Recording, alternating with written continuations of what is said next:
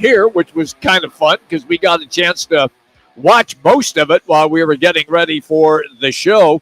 Look, I thought it was going to be like a 2-1 game because the starting pitchers were on fire. Zach Gallen was terrific, through about 5.5 innings. And then all of a sudden, he was throwing a perfect game through 6 innings. That's what I say. He's terrific. Yeah. Terrific. Yeah.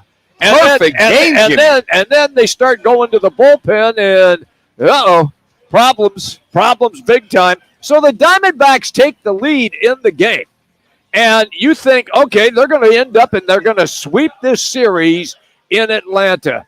Manooch, all of a sudden, the wheels fall off the wagon. Well, they're up 4-1, and then Atlanta comes back and gets 2. And it's now 4-3. Diamondbacks, to your point, get another one in the top of the 8th. They're up 5-3. Nothing to see here, right? Well, to your point, yeah, the bullpen basically absolutely implodes.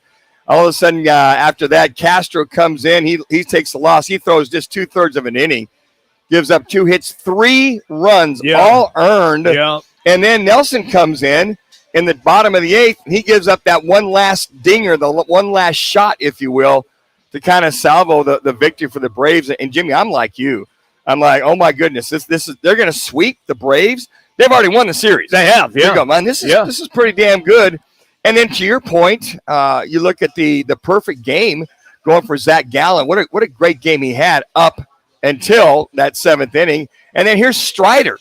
I mean, he's just laying it out. He's rolling along too. He's rolling along, and all of a sudden this rookie DH comes up, Canzone, his first dinger of his career, and goes way yard. He goes about 380 feet, and he brings in 3 runs for the Diamondbacks. And you're going, man, another young prospect coming up, getting some playing time, and you're kind of scratch your head going, why is this kid playing?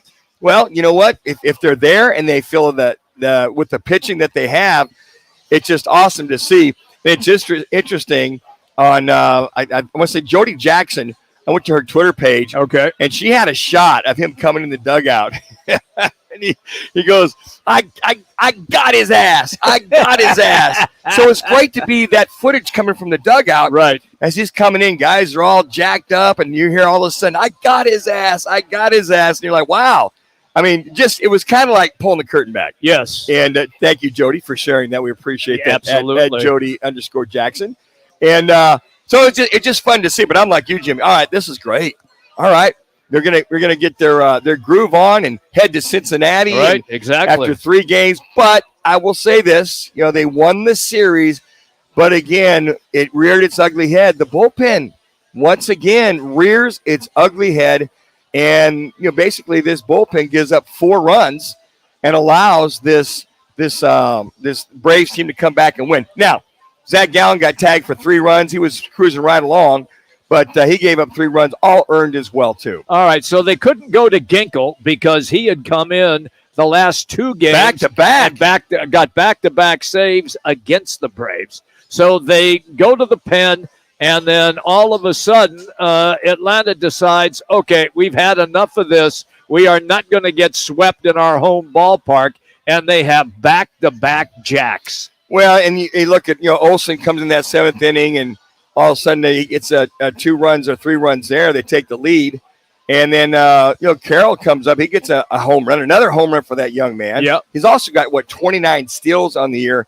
And then Riley, this is his 4th home run in 4 games, goes yard, and Atlanta takes the lead as 2 runs score. And then Olsen, as you mentioned, gets the I call it insurance run run in the bottom of the 8th. Yep. But again, just giving up the long ball and giving up those hits by this Diamondback team, and you feel pretty good about their hitting. But again, I quite frankly think Mike Hazen's going, okay, who are some of the bullpen individuals out there that we can go make a deal by the end of August 1st, in about a week and a half here, to finally bolster that bullpen. Not so much worry about another starter. I think Kelly's coming back Tuesday. I think that's what they said. Yeah, I think he's coming back Tuesday. They need him desperately. Gallen, Kelly. After that, I don't know which way you go. You look at a couple of solid guys from that standpoint. But all that being said, Jimmy, they've got to get some reliable arms. Looks like Ginkel is, I don't know, this week he's reliable. Next week it could be different. Yeah, you don't know. It's a crapshoot. Well, like Forrest Gump. It's like a box of chocolates. You never know what you're going to get. Yeah. But I think Mike Hazen needs to know what he's going to get or what he has. I'm with you on that. If he's going to make that run to win the National League West, and right now when you look at this National League West, I'm going to go to the standings here just real quick. They were 1.5 to being the D-backs last night. Currently, as of right now, I think the Dodgers have got to play tonight. So you look at it, they're 2 games out. They're all right. Yeah. But you just can't give those kind of games away. And how do you think Zach Gallen's probably feeling about right now? Throwing a perfect game through 6 innings. They got to him for 3 runs. Yeah. But you got the 5 runs. You think you hold it, and you get his victory after an outstanding performance. Frustration abounds. Shake it off. Going to Cincinnati and win that series. All right. There is a major